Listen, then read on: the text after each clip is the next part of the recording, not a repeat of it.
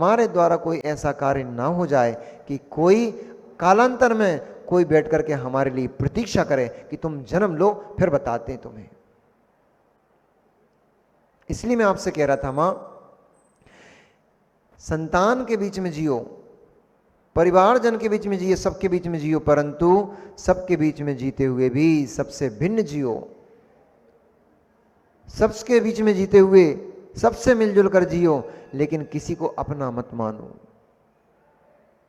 क्योंकि अपना जगत में कोई भी नहीं है। केवल मेरा ज्ञान दर्शन जो स्वभाव है, मेरा चेतन स्वभाव, वही मेरा अपना है। शेष जगत में कुछ भी मेरा अपना नहीं होता है। जिनके राग में तुम दूसरों से द्वेष कर बैठते हो, फिर वे ही जिनके राग में किया था वे भी कालांतर में भविष्य में आकर तुम्हारे शत्रु बनकर खड़े हो जाते हैं। जिनसे द्वेष किया था वे भी तुम्हारे शत्रु बन के आगे खड़े हो जाते हैं। कभी शत्रु मित्र बन के खड़ा हो जाएगा, कभी मित्र शत्रु बन के खड़ा हो जाएगा, पता भी नहीं पड़ पाएगा, अपना ही अपना गला काटते मिलेगा।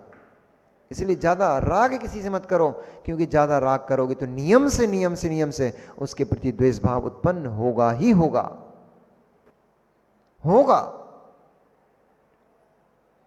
और उसके भी पीछे कारण यह है, जहां आप तीव्र राग करते हो वहां आपकी आकांक्षाएं उत्पन्न हो जाती हैं। हर आकांक्षा की पूर्ति ना पत्नी कर पाएगी, ना पति कर पाएगा, ना आपकी संतान कर पाएगी। और जहां आपकी एक आकांक्षा 100 की 100 पूरी हो जाएंगी, 99 पूरी हो जाएंगी, एक नहीं हो पाएगी, वहीं द्वेष खड़ा हो जाएगा, वहीं उसमें आपको शत्रु दिखाई देने लग जाएगा। मैं तो बहुत सारी अनुभव की बातें आपको बताता हूं।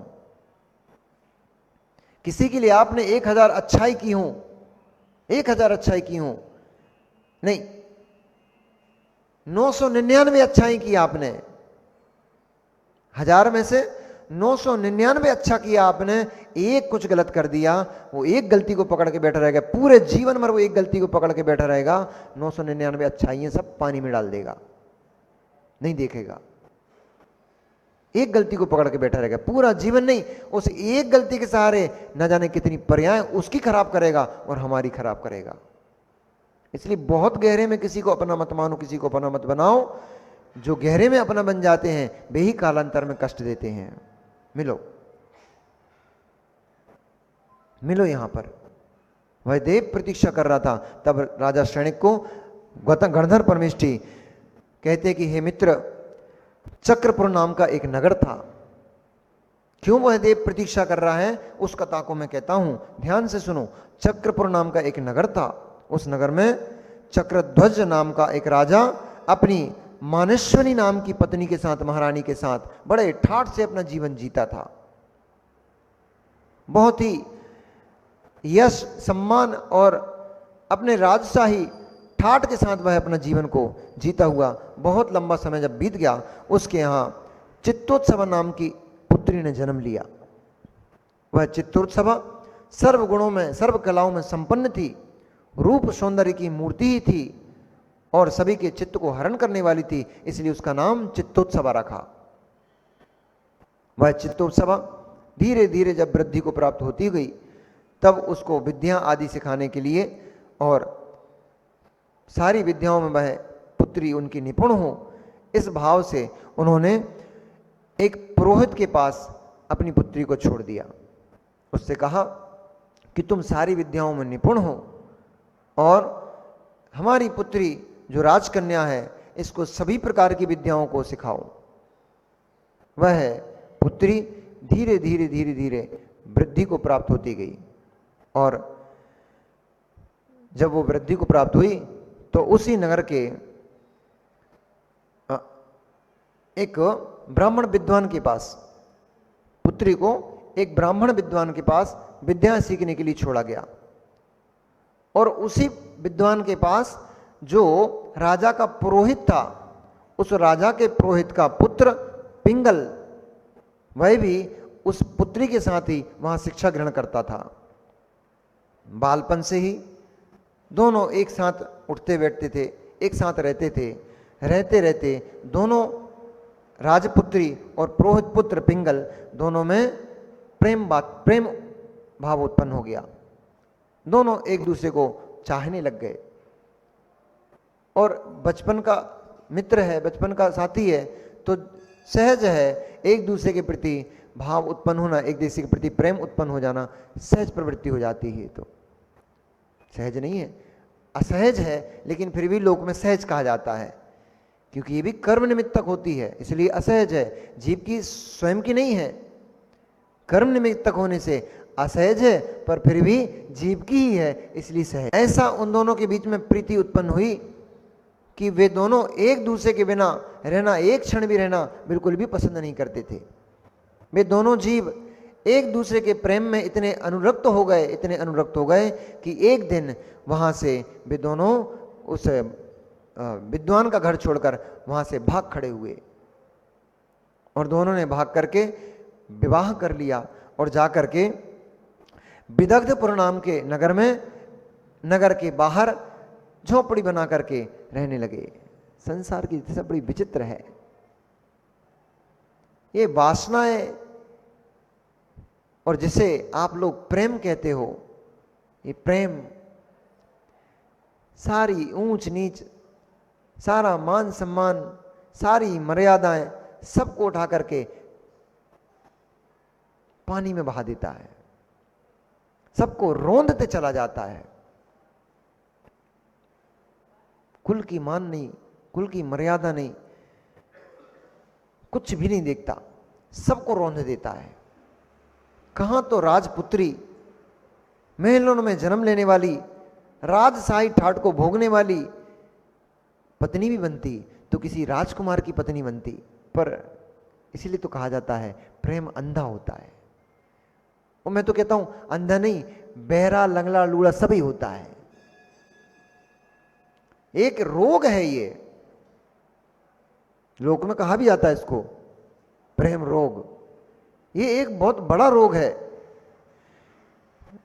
अन्य रोगों की तो औषधि संसार में की जा सकती है।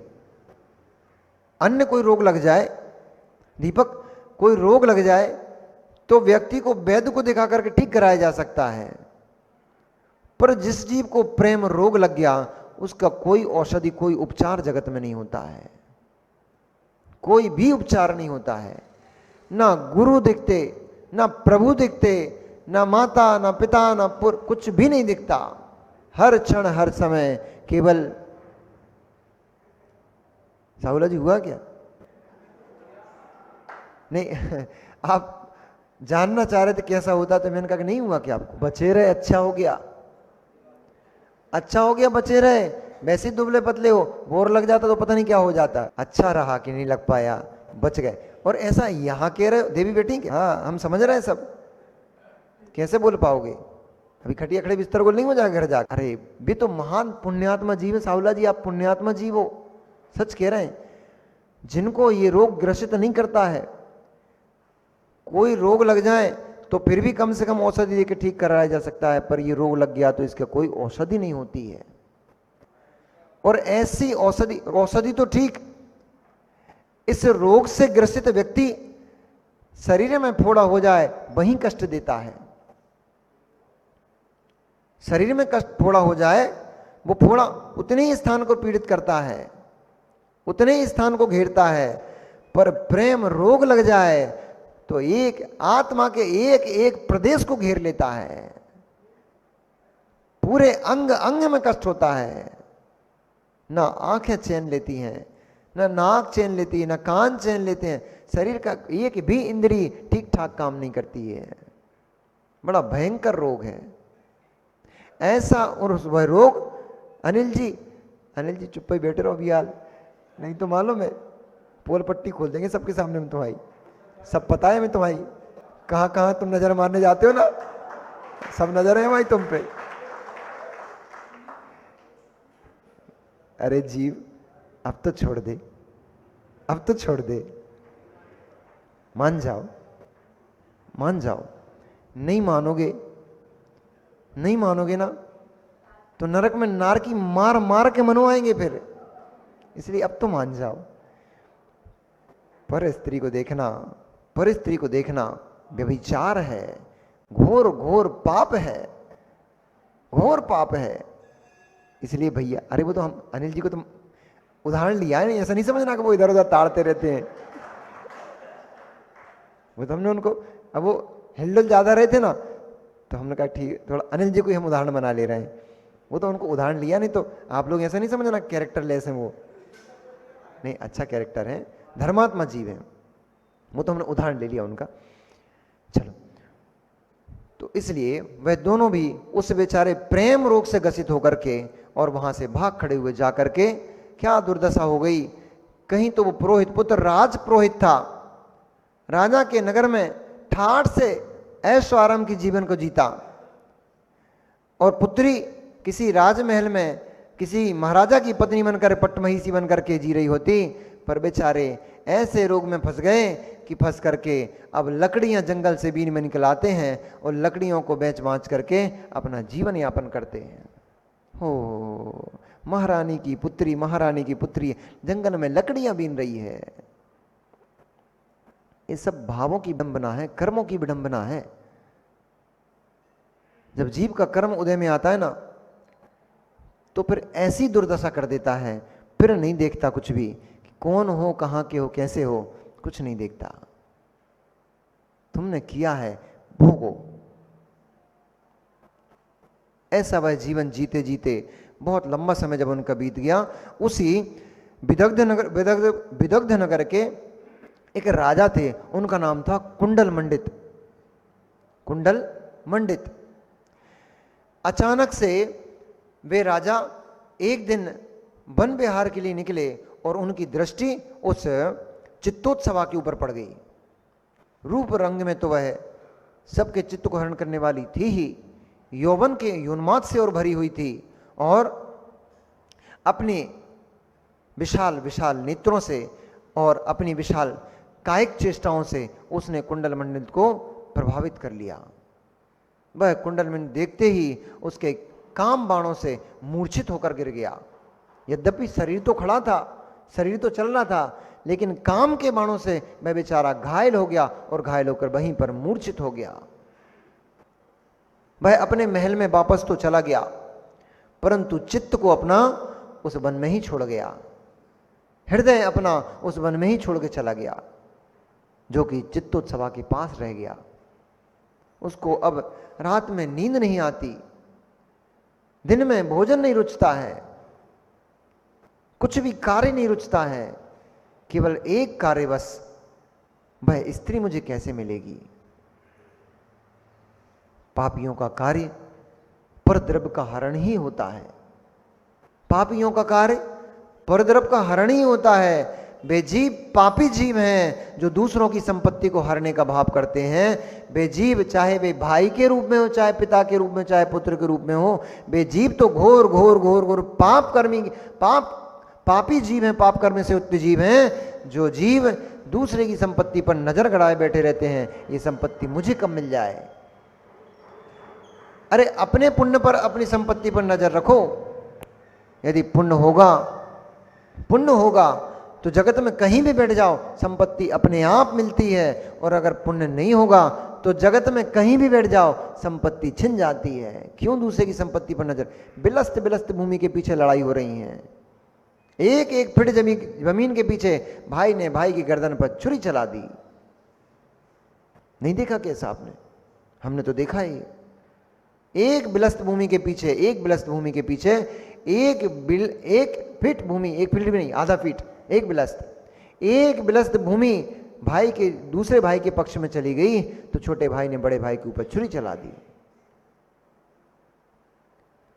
एक बिलस्त भूमि कितने की होगी? 25-50 लाख रुपया की। 100 फीट भी मान लो, एक बिलस्त भूमि 100 फीट की कितने की होगी? 20-25 लाख रुपया। अरे पागल आदमी ने उस भाई के ऊपर छुरी चला दी, कोर्ट में गया, जेल गया, कोर्ट गया, और कोर्ट में छूटते छूटते कई लाख रुपए लग गए। जेल में पड़ा रहा कई सालों तक, वहां सड़ता रहा, और लाखों रुपए दे डाले वकील को, लाखों रुपए खिला डाले जेलर को और उनको, तब जाकर छूट के घर आ पाए।